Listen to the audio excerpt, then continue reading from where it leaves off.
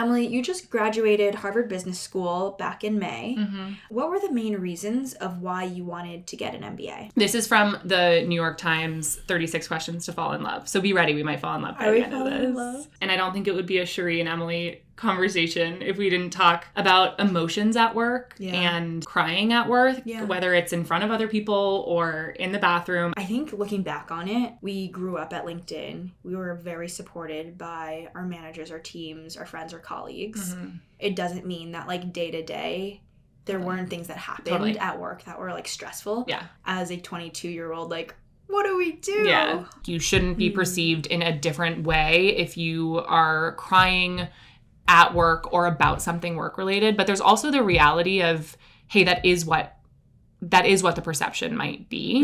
Normalize crying at work.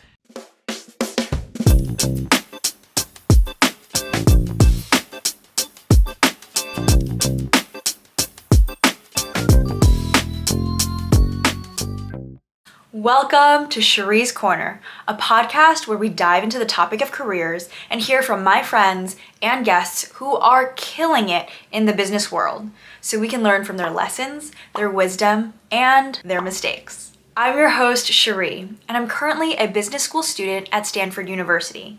Previously, I had experience working in tech and venture capital. In this episode, I interview my former LinkedIn coworker and recent grad of Harvard Business School, Emily Carrolo. We worked together on different teams, but at the same company for 3 years, and we discuss, is it okay to cry at work? Where to cry? Is it safe to cry? And does crying diminish your power in the workplace? We also talk about her favorite classes at Harvard and if her HBS degree was worth it. I love this conversation with Emily because it's so real, and it has the advice that I wish I knew or I had gotten when I was 22 and a new grad. I hope you enjoy it. Let's dive in. Hi, Emily. Hi, Cherie. Welcome to Cherie's Corner podcast. Thank you for having me. I'm so excited. We're so happy that you're here. I think before we get started, there's this new thing we're doing on the podcast where I have my guests ask me questions. And this is something that we've talked about ahead of time, so you can fire away. Oh, I'm so excited for this part. Okay, so my first question, just to kind of break the ice a little bit. I actually saw this on TikTok recently, but my friend has been asking this for years, and so I feel like I've thought about this a lot. You have your left hand.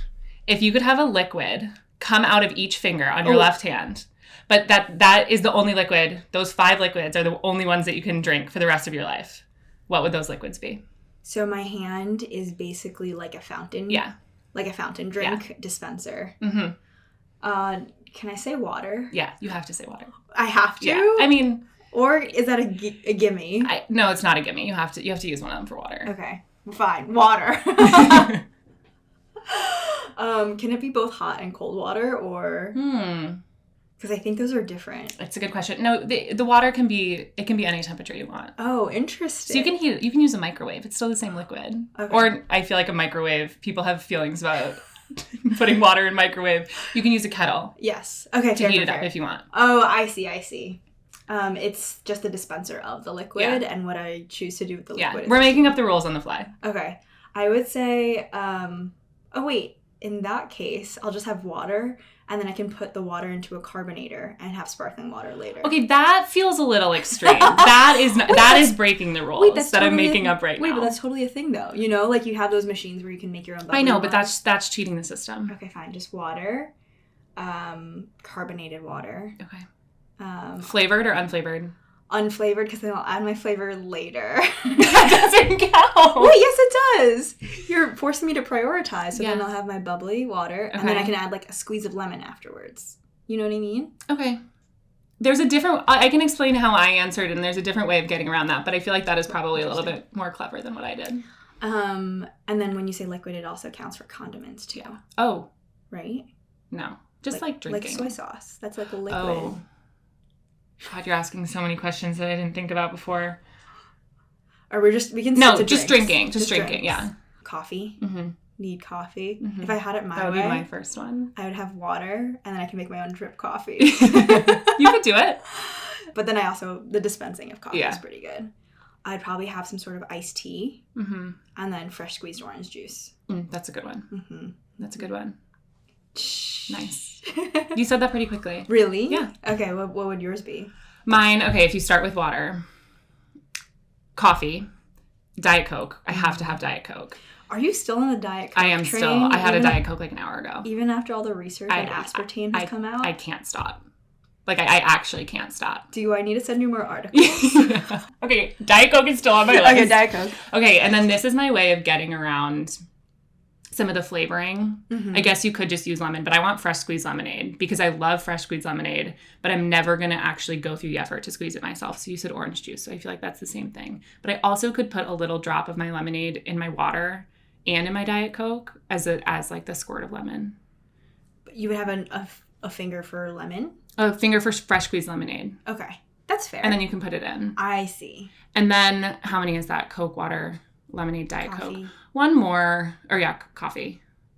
I think one more, I would probably choose some sort of beer. Like an IPA or something. You know what we forgot? Like a green juice. Like a healthy... I don't know that would be in my list. Oh, really? You know what I forgot? I didn't mean to project onto you. Yeah. I would choose the Diet Coke over a healthy green juice. I would take away my coffee because then I would make coffee, like pour over with my water. I'm calling that as cheating. But it's kind of creative. It's cheating.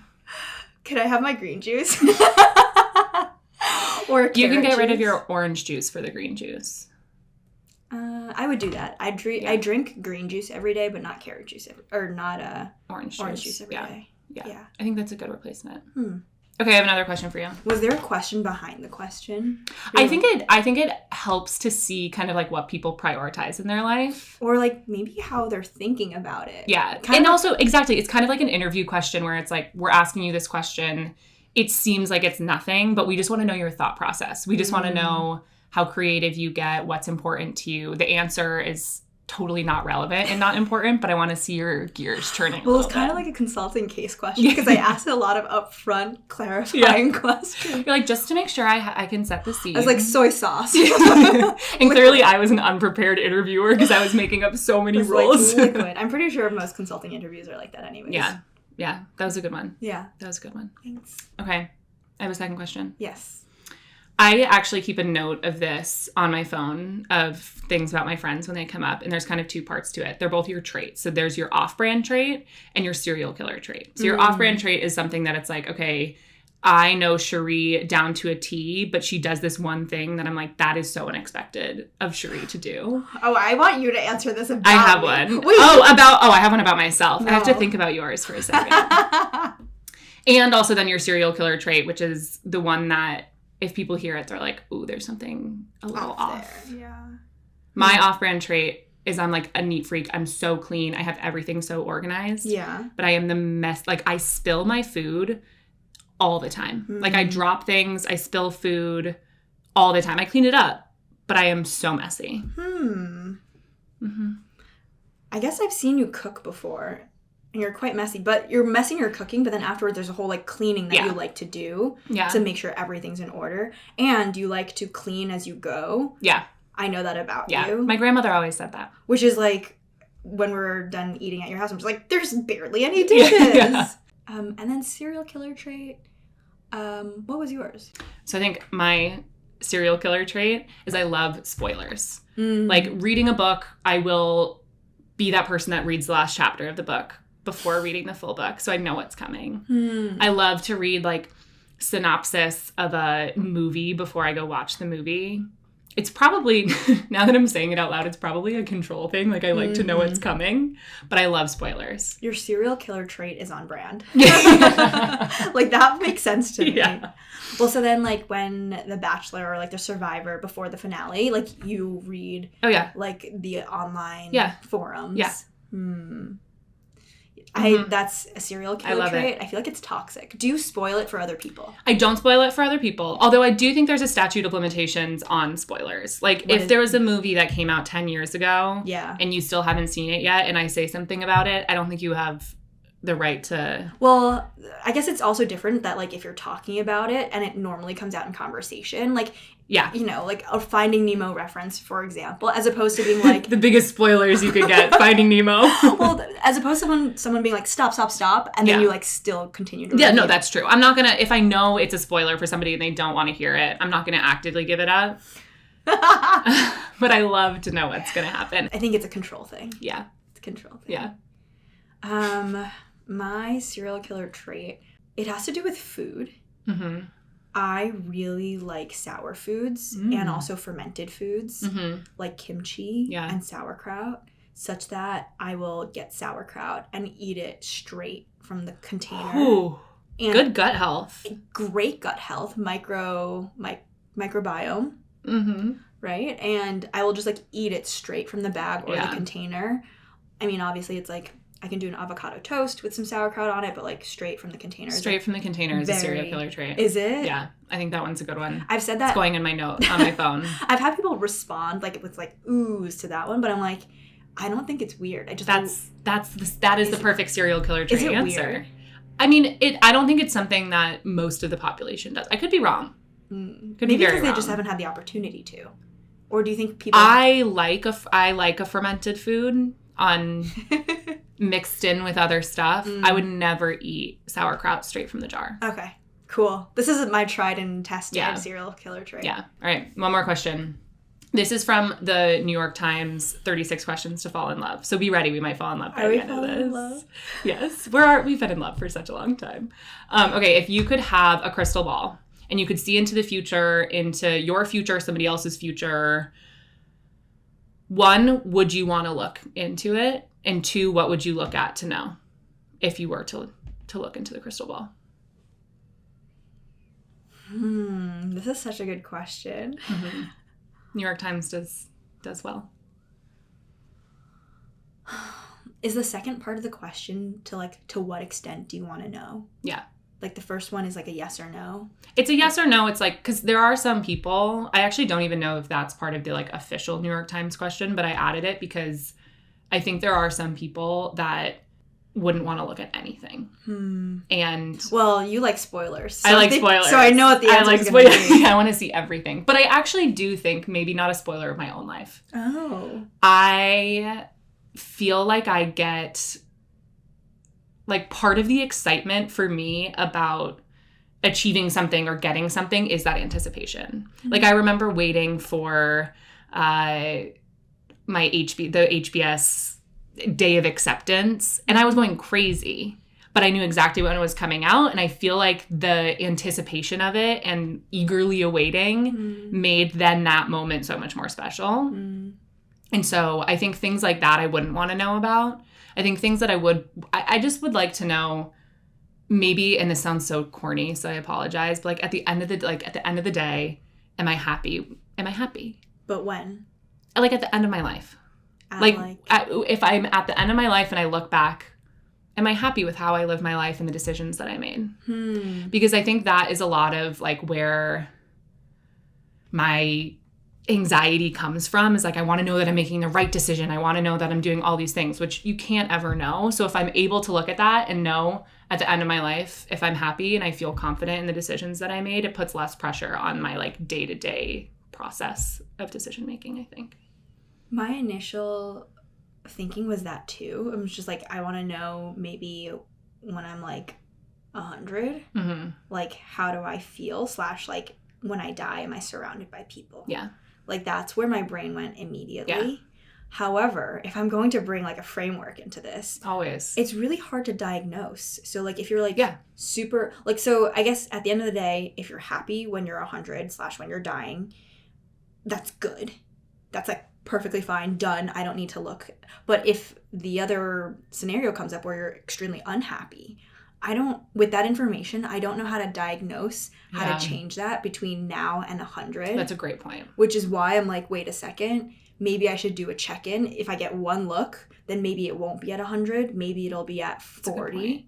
And then, like, I can see... Then you feel like you have the power to make different decisions. Yes, if I am unhappy or happy at that point. And, of course, if I'm happy at 40, maybe that'll mean I'm happy at 100. I don't know. Maybe something will go wrong in those 60 years. Yeah. But then at least, like, I can know I'm on the right track. Yeah. I'd want, like, a sooner milestone. Yeah. It's interesting because when you say that, I kind of was looking at, like, I had two different assumptions. If you look at your life, at the end of your life, if you're 100 and you're happy, you say, okay, the pressure's off. I don't need to worry about the decisions I make because whatever I do, I'll be happy. It's unchangeable. Versus if I look at it and I'm unhappy, my mind immediately goes to, okay, how can I change it so I am happy?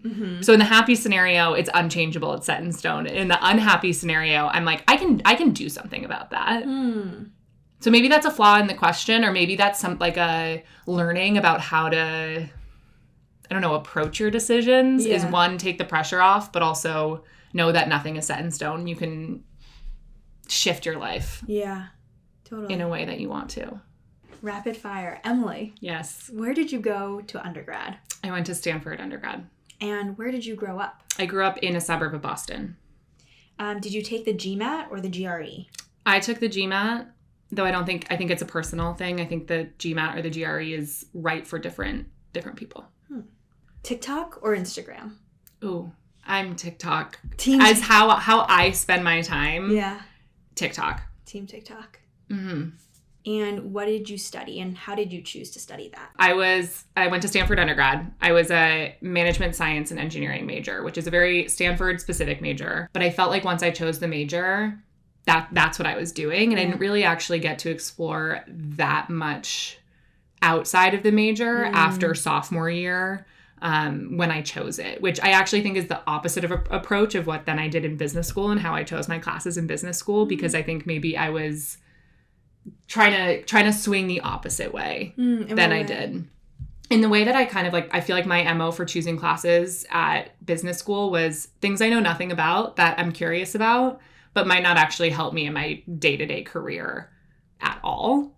And they could, but I took a class on the business of space. What? And entertainment and media and sports class. Like I took classes that realistically, like I'm never going to work for a space company. You never know. You never know. You might find your It was one of my favorite classes. I did love it, but I think that was more of kind of the topic was really new to me. I felt like I was learning a ton. It was really interesting. They were kind of talking about like public-private sector relationships that I had never had exposure to. So it just felt new to me, and I felt like I was learning a lot. And I think that's why I liked it so much, not necessarily that I want to go work at SpaceX. Sure. But I felt like I really leaned into I know nothing about this topic. I want to know something about it. So let's just take some random classes that seem interesting to me. Yeah. I feel like that's one of your strengths is your curiosity and like wanting to learn. Like whenever we're together and like I ask a question and like, you know, like we're like on vacation or doing something together, I'll be like, oh, I wonder what this coconut tree is or whatever. And like, then I'll just like leave it and I'll go like, fa in the air. But then you're always the one to like grab your phone and then like kind of like Google something immediately because you're like so curious to know the answer. And I'm like, I wonder what it is. You know? I get that from my mom. Yeah. My mom is she frames everything as, okay, how can we learn from this? Like baking a pie, if the crust is not flaky enough or whatever it might be, I'm just using kind of a random example. She never looks at things as a failure or a waste of time. Her question always is, okay, what can we learn from this? Next time we bake a pie, we can do X, Y, Z. And so I feel like I grew up with her ingraining that in my mind. And I think you're right. Like, I think I am a very curious person to the point where maybe it's annoying to people that I ask so many questions. Like, because I just ask questions until I feel like I get to the root of something that I can, like, grasp. I feel like it's your superpower. I don't think it's annoying at all. Thank you. That's something I love. Thank you. If you could explain to the audience kind of like how we know each other, the context of where we met. Yeah. So out of college, I joined the LinkedIn Associate Product Management program with Cherie. And so that's how we met. It was, I think, a 12-person program. And there were I think LinkedIn did an incredible job of setting up this program. It was meant for new grads, for people without previous product experience. They set you up with in-team mentors, out-of-team mentors. You had weekly lunches where you got to kind of discuss with the cohort what you were going through, questions. You got to learn about a specific topic. And so I think our full APM class became extremely close through that. And so that was, I guess, end of 2017. And so we have known each other and been friends ever since. It was such a beautiful time, and we were all, for the most part, very young in that group.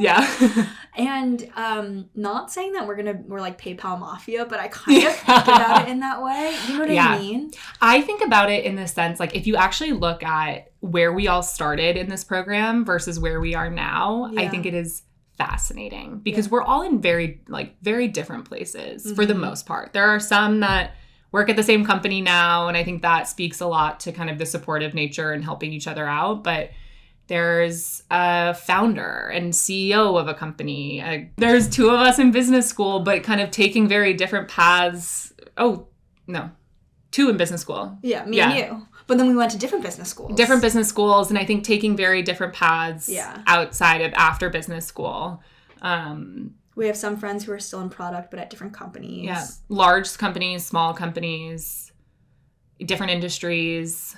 This is not sponsored by LinkedIn at all. But like, damn, we really grew Our up relationship, there. I mean, I feel like we really grew up there. We really did. And so I guess thinking about our first 4 years at LinkedIn, were there any lessons that really stuck out to you or moments that stuck out to you that you kind of still think about and think through today? Yeah. I think there's one that comes immediately to mind, and I don't think it would be a Cherie and Emily conversation if we didn't talk about emotions at work and crying at work, whether it's in front of other people or in the bathroom. I feel like, and this is funny, kind of juxtaposing this conversation with the one we just had about how much we loved LinkedIn. Oh my God. And I think both of them, like they're not mutually exclusive. Like you can have hard times at work, but still love what you do and love the people. Yeah. And you can have hard times. That doesn't mean everything was perfect all the time. Maybe the way to frame it is just like I think looking back on it, we grew up at LinkedIn. We were very supported by our managers, our teams, our friends, our colleagues. And we loved our time there. It doesn't mean that like day to day, there weren't things that happened at work that were like stressful. Yeah. I think looking back in aggregate, it was like amazing, double thumbs up. But like day to day, it can fluctuate based off of like the project that we're working on, disappointments with that project, or maybe a possible conflict with someone on our team. That's like, as a 22-year-old, like, what do we do? Yeah. And I think it's also important to stress that, like, those things are very normal. Yeah. Like, it's part of having a corporate job and any job. Like, you have your highs, you have your lows. Especially when you care like we care. Yeah. I think there's people who are able to separate their job from who they are, which sometimes we can do. But I think very early on when we're deriving so much of our, like, career worth from, like, this supposed 9 to 5. That was really hard. Yeah. I think it's like when something doesn't go right with the project, especially when I feel like you and I are really tied to the outcomes of the project and the people that we work with, and we want to do a good job. It's just like the way that I let out emotions is by crying. Yeah. The way I process emotions is through tears. And it doesn't actually necessarily sad. Like the feeling I feel like when that triggers me to cry is sometimes sad, but it actually often is like a frustration or an anger or a different feeling other than sadness. That is my initial reaction. And I found myself at a certain point, if you look back at our text chain, there are a lot of selfies of the two of us, whether it was in tears or post tears, texting each other, being like, just cried about something work related. It's like, just cry. What's up? Normalize crying at work. Do you want to normalize crying at work, though? Normalize crying because of work. Actually.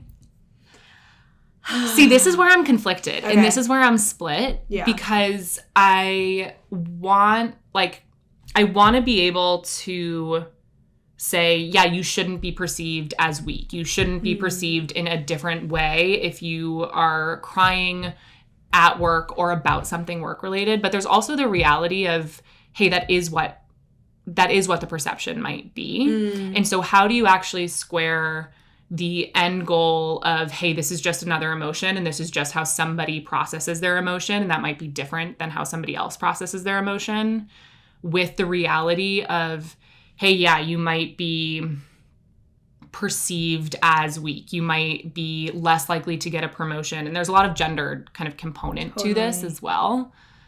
Well, how do you square those? I think, like, foundationally, like, this is the statement that I want to put out. It is okay to cry about work. It is okay that you feel so passionately about something that it evokes some, like, physical emotion that can be tears. Now, how you handle that, and are you in a safe space to handle that, I think is a separate issue. Like, if you need to cry and you need to do it in a private space, this is, like, your permission. Like, you are allowed to cry about work and at work. Like, full stop, period. Yeah. Like, if that's how you process emotions, like, a lot of, I think, the gendered aspect is, like, what we hear is that men, like, raise their voices or they yell. Like, that's one way they can let out their emotions. If, I think, making this a gendered thing, if women are not able to let out their emotions or frustrations because of work, it all gets bottled in and it needs some sort of outlet. Yeah. And if the outlet is tears, that's okay. Yeah. Now, should you do it in front of your boss or should you do it in private? I think that's... Sometimes you can't stop it. If you can stop it, what should you do? I feel like... Should you stop it? Yeah.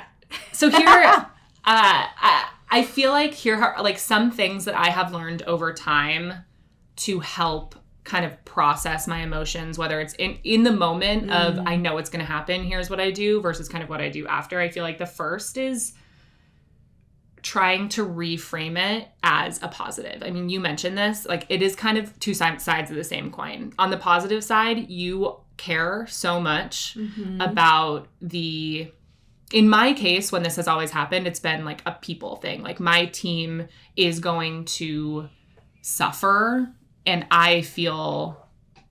Suffer might not be the right word, but my team is going to have a hard time, take a hit, and I feel responsible for that. And that is when I have found myself crying about work-related things the most frequently. And to me, it's been really helpful to reframe that as, you care so much about these people that you are having an emotional reaction to it. Yeah. That allows you to make better decisions. That allows you to be a better person because you can empathize with the people that you work with. Yeah. Is that a reframing that you, like, tell yourself in the moment, or do you tell it out loud to the person that you're about to cry in front of? I think there is a space for telling somebody that you are about to cry in front of, and I have done this because I've done, and not that I've cried, too many times. I have cried at work. I think we've cried I think you and I, in a safe space, have cried at work many, many times. We've been here for 4 years. Probably more than average. Probably more than average. Oh, wait. Oh my God. Remember the cry sheet? We had the cry spreadsheet. Oh, that we can talk about. And that actually was helpful for me. Let's put a pin in that for when we talk about what to do after. Yeah. Because that, I think, is really helpful for me, and a tactic that I use that I found helpful. Yes. In the moment, in talking with other people, I think I have always paused and said, I think that's an in the moment thing, pause to say, okay, I'm reframing this as a positive. Like, this is not necessarily a negative. Don't be down on yourself about this. Then tell the other person. I think acknowledging it is super helpful, because if you go without acknowledging it, you're going to try and suppress it. In my case, it's going to get worse. Yeah. And so acknowledging it and saying, name it. I feel really invested in this project and I might be emotional about it. I would like for us to ignore it. Because I also don't want it to diminish. Like, I still have things to say. Whoa. And if I'm standing up for myself, or if I'm doing whatever, like, I don't want my words to be diminished by the fact that maybe my voice is shaky. And so I think acknowledging it for me has been really helpful, and has given me more of the strength to feel like I can say what I'm about to say, or kind of get over that in the moment emotion kind of wave that's coming. I think acknowledging it is really helpful. Yeah. And I think telling the other person, this is not a bad thing. It means that I care, and it means that this topic that we're talking about is really important. And then I think after, to your point, is figuring out, okay, what is the root of what is making me cry? Here's a situation. Why did that cause me to cry? Mm-hmm. It was a spreadsheet that I made because I noticed myself crying a lot about work situations, whether at work or not at work, but the impetus for the tears were work related. Yeah. And I started making this spreadsheet about like, okay, I had so many different qualifications or categories, I guess, of is it a happy cry or a sad cry? What am I crying about? Is it work related? Is it family related? Is it relationship related? And I wish I had it. I would pull it up to kind of figure out. So, and then I made just a spreadsheet of every time I cried, I would input into this form, and a bunch of graphs would pop out. I love the graphs. Over the years, or over the days, I guess I only did this for, a couple months. I think probably half a year. Yeah. Maybe 6 months I did it for, kind of pretty regularly. And some people don't even cry over 6 months. Meanwhile, I have a full spreadsheet of everything that has caused me to cry in the past 6 months. I love it. And that really was helpful for me as like a data person to understand, okay, here are the things that are making me cry. Why are they making me cry? Understand, okay, yeah, I actually cry about happy things very frequently. And that I shouldn't feel ashamed by. Not that you should feel ashamed by the sad things also, but making it feel more normalized for me and understanding the like data and the roots behind it. I love that. It's like so extra, but also so on brand to make like to be like, what is the data behind this? It's a product manager thing to do. Can we have some graphs and charts so we can better visualize? What are the trends? What are the week over week trends? And then I'll say, and then maybe I can pull up the cry spreadsheet, like the template that I took from yours. Yeah. And then maybe I can share it with people so they can see it. And then another thing that I was trying to link it with was, I think just, is it related to my cycle? Because like that was important, I think, for me to realize too, just like within my body, like what is happening. And if it is related, like what can I learn from that? I think the spreadsheet had a like, are you on your period? Are you not? Yeah. Totally.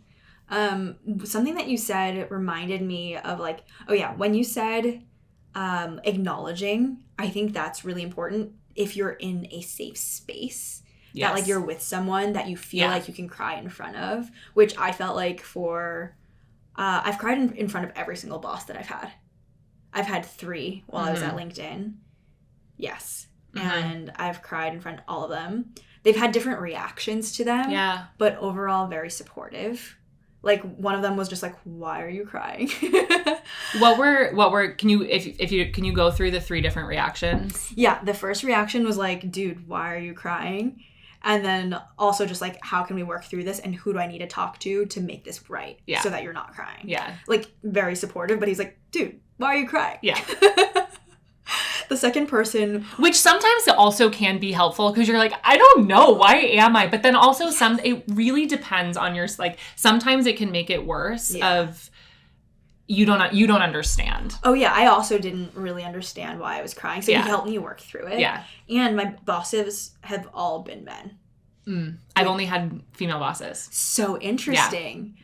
Well, so I think all 3 of my bosses who are dudes were very kind and considerate when I was crying.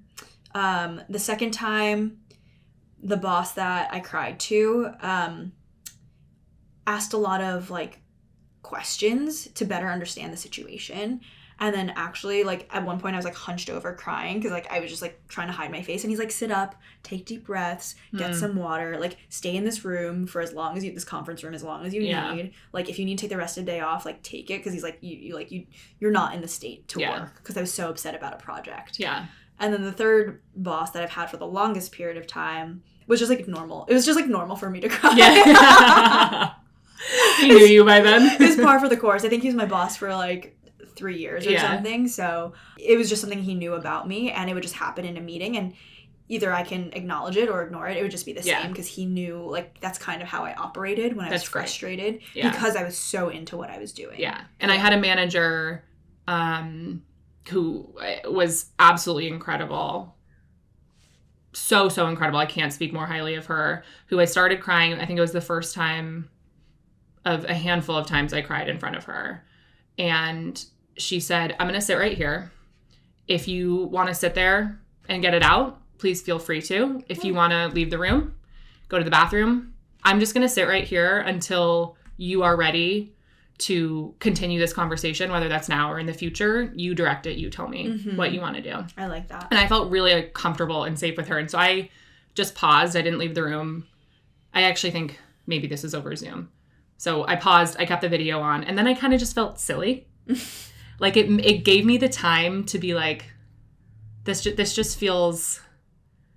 why am I doing this? And I was able to kind of then get out of it and have the conversation. But only because she made me feel so comfortable and safe to express what I needed to express. That's the type of manager I want to be. Yeah. You know, when I manage people, it's like, how do I help the people on my team be the best version of themselves, especially during a time which could be one of their lowest times in a work situation.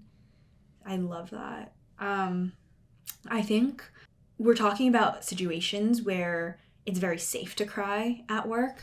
I think there are situations that we should acknowledge that are not safe to cry. Yeah. Like you're around a coworker or a colleague or even a boss that like, you know, this will not go over well. Or like, I think the reality is sometimes in these situations, especially if you're in front of a group, like you really don't want to lose your power or your leadership. Yeah. And if you like end up showing your emotions in that way, like especially in tech, I think when at startups, there is the gender gap there of like who works at the company and how you will be viewed. Sometimes it is best to just pause, go to the bathroom, let it out, and do it privately and have no one see that you cried. Yeah. I think that's just like, I wish every situation could be supportive. Not all of them are. Yeah. Cry in the bathroom if you need to. Yeah. And I've talked to so many more girlfriends who've just cried in the bathroom in finance, in law, like, you know, where I think they're surrounded by less safe work situations to cry in. Yeah. I think that's a really, really important call out. We're going to move to talk more about the MBA experience. Yes. And so, Emily, you just graduated Harvard Business School back in May. Zooming back a little bit in time to your application process. What were the main reasons of why you wanted to get an MBA? Yeah. I think that there are kind of three main reasons why it was on my mind. I think the first reason we discussed a little bit, I was engineer in undergrad. And being a product manager, I feel like a lot of people say it is the mix of, you know, you have your technical and you have your business and a mix of the two. And I felt like on the job, I had a good grounding in some of the technical components, but I felt like I was making up kind of some of the more business components on the fly, which I don't think is necessarily bad. But I would listen to Microsoft earnings calls because I was trying to understand, okay, what's going on? And I would have no clue of how to interpret anything that was going on. Yeah. I couldn't look at a balance sheet and tell you what I was looking at. And so I felt like I wanted more of a crash course in some of those things because I know that those things become more and more important the more you grow in your career. And I didn't want to kind of put it to the side until it was absolutely critical that I learned it. So I think that was one kind of really big reason. The second is having gone to Stanford undergrad, having lived in San Francisco, worked at a big tech company, I felt like the people I surrounded myself with had a very homogenous way of thinking. And it's not necessarily a bad way of thinking at all.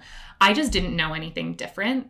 And I felt like for me in order to feel more confident in my direction and staying in tech and how I approached problems, I wanted to push myself a little bit more in that. Yeah. Whether it was kind of learning more about aerospace, exactly. Like I wanted to understand what was out there so I could better understand my decisions. And then I think the third one is the classic, like the people. I think it was harder for me to kind of grasp and understand what it actually meant going into it. But I would talk to all these alums that are like, people are amazing.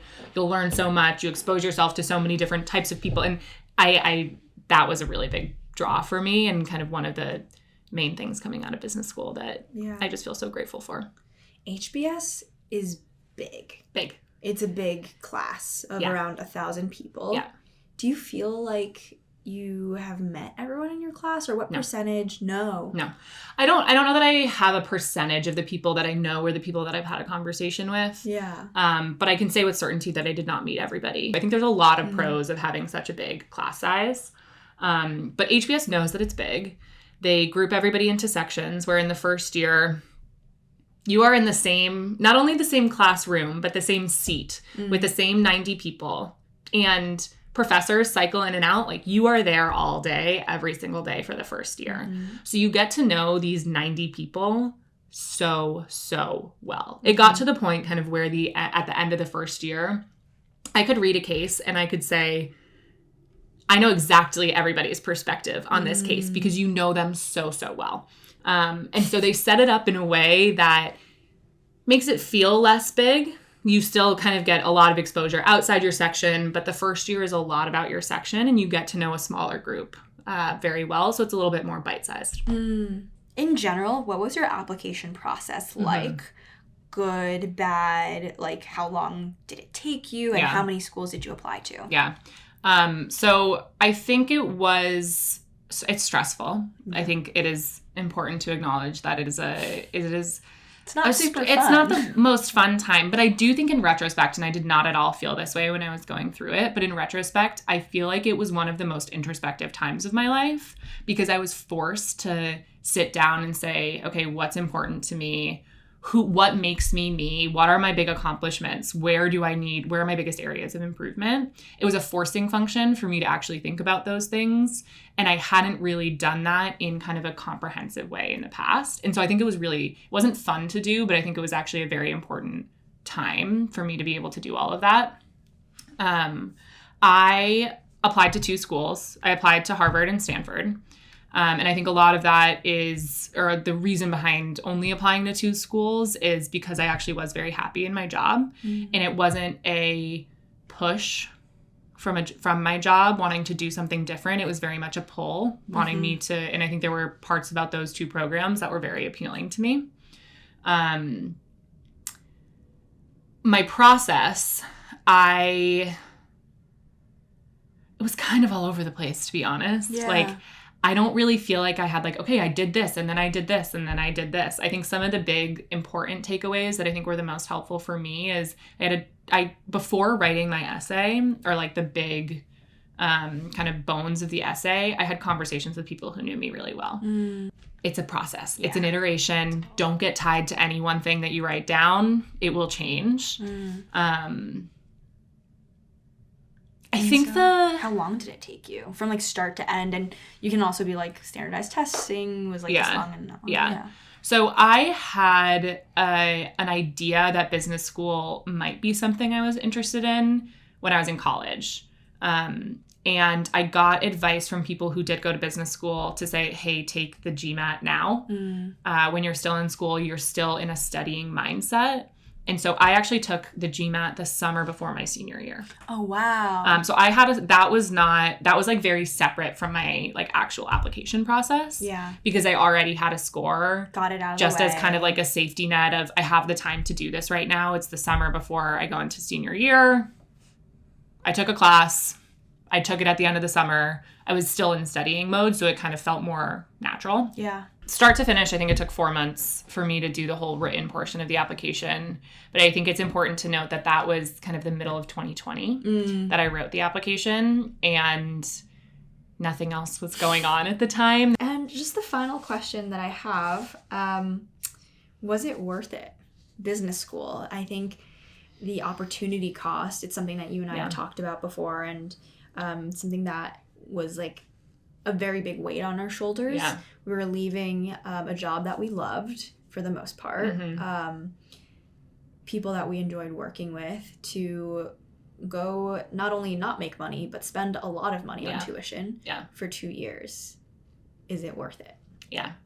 So I feel like this is a very common conversation, both before people are, whether they're deciding to apply or deciding to go to business school, and coming out of business school, of, okay, how can we attach some sort of number to it to be able to say, yeah, the opportunity cost and the tuition, yes, it was worth it for these reasons. And I feel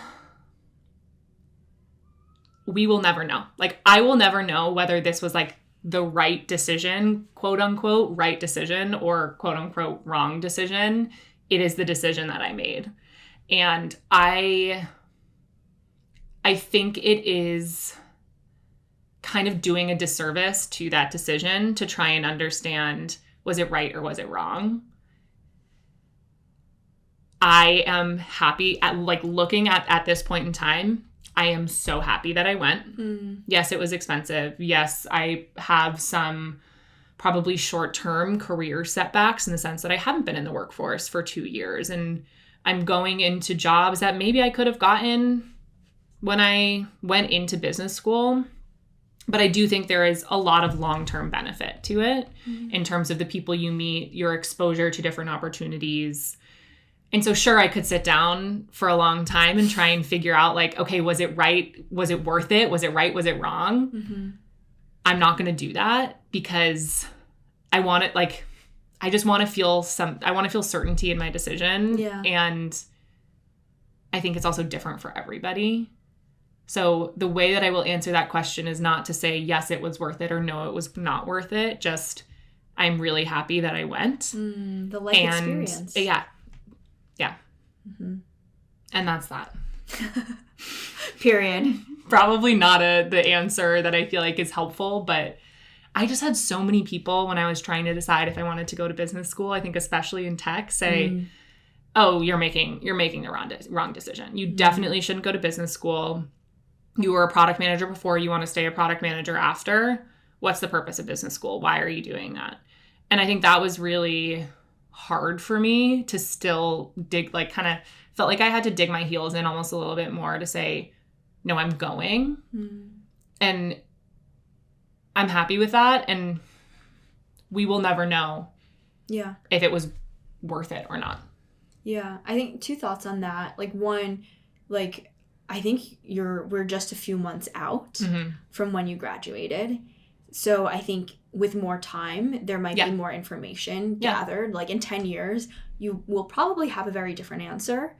And probably the answer is yes, it was worth it, right? Yeah. Or more definitive answer there. And the second thought is that, like, I think in tech especially, there is so much friction with how people perceive business school and how they perceive people who come out of business school programs. Which is very different from like consulting or banking finance, where more of the execs have a formal business school training. So I think it's a little bit more stigmatized in the tech industry, where you have like 18-year-old founder raising $3 million, doesn't need business school to run a startup, you know. But the tech industry, I feel like, is far more prides itself on being contrarian. Stereotypical, but like I feel like that is generally the case of like we're doing things in a way that nobody else has ever done before. Whereas business school is seen as kind of the opposite of contrarian, because it gives you all these frameworks. You come out with all these 2x2s of how to think about things, and I think has a lot of friction with how people typically in the tech industry kind of pride themselves on their processes and how they like to do things. I don't see those two butting heads. Like, I think there's a lot of overlap in the stuff, like the frameworks and how we thought about business school. But if you apply frameworks too much, it gets too rigid and not flexible enough. So you have to take some of the contrarian ideas from... I think there is a world where they mesh really, really well together, and it's just figuring out what's right. But tech likes to pride itself on being contrarian, and business school is the opposite of that. Yeah. And I have a hard time with the haters saying, don't do it, it won't be good for your career. Yeah. You made me think about, I think there's bits and pieces that are right for like different moments. For example, like I do think the more innovation within like startups, having less framework can be helpful. But then also when you start building teams and start managing people, for the most part, startups have no idea what they're doing. Yes. And like companies that have like HR like programs and also like leveling and promotions and how do you hire and fire people. Like those are things that you learn in business school that like I think startups fumble through. And maybe they have more resources now because there's like slide decks and programs of incubators that teach you this type of stuff. But I feel like that is something that you really learn at scale. At business school. Yeah. As you look at the journey, at like different pieces of the journey of different companies, there is a time for every one of those pieces. It's just a figuring out where are we right now and where should I pull from to fit the context. I think those are all the questions that I have. Yay. Emily, how do you feel? Good. Yay. Killed it. Thank you for tuning in to this episode of Cherie's Corner. Before we get into the main takeaways, please like, comment, and subscribe. And I'd also really appreciate it if you would share this episode with someone who might find it helpful. Stay tuned for next week's podcast episode with my Stanford classmate, Terry Baggett. He shares his lessons from his time at West Point and in the military and how he applies his disciplined work ethic to everything he puts his mind to. Alrighty, let's get to the takeaways. The first takeaway from this podcast episode with Emily is that it is okay to cry about work. Full stop. I mean, let's be real, honestly, I'd prefer if I didn't cry about work because it's hella uncomfortable. But as Emily and I discussed in this episode, we cry about work because it's something that we care deeply about, and that is okay. Now, it's a whole separate discussion and situationally dependent if you're in a safe environment, both psychologically and emotionally, to cry in. If you can't or don't want to cry in front of your boss at work, honestly, the bathroom is probably the safest place to go to cry if you're at work. If you're working remotely, you're totally fine because you're probably at home. The most important thing to take away from this topic of discussion is that it is crucial to have friends or allies in the workplace that you can go to when you're feeling upset. Emily and I would send each other ugly crying selfies when we were upset, and it made the entire situation that much easier and bearable to go through together. The second takeaway from this conversation with Emily is to chase your curiosities. When Emily was at Harvard Business School, she took classes like space and entertainment where she hasn't had previous experience, but she was just curious to learn more about it. My favorite Steve Jobs quote is that you can only connect the dots looking backwards. What does that mean? It means that if you chase your curiosities, you don't know in the moment when or how it'll work out in the future, but when you look backwards on it, it all ties together. And this example with Steve Jobs is that he dropped out of college and he took a random calligraphy class. In the moment, it felt really random, but later on, he realized this calligraphy class had a huge impact on how he thought about user design in both Mac and the iPhone. So while today you might not know where your curiosities will take you, chase them. The third takeaway from this conversation with Emily is that we don't know yet if her MBA experience was worth it. I asked Emily straight up if her HBS education was worth it, and quite simply, she's only a couple of months out of the program, and it's really hard to tell. And I think that's okay for now that we don't have a definitive answer because we're still figuring out our early career. Guys, I have some really exciting news. I'm going to be bringing on some Stanford Business School alums onto Cherie's Corner podcast. I have some really inspiring guests lined up, and they've graduated maybe 10, 20, 30 years ago, so they've seen the long horizon after they've graduated and built incredible careers over the years. They may have a better perspective on whether or not business school was worth it. I'm really looking forward to these conversations, so stay tuned. Thank you so much for joining this episode of Cherie's Corner, and I'd love to hear from you, any questions you have or concerns or comments in the comments section in this episode. Thanks so much, and see you soon. Bye.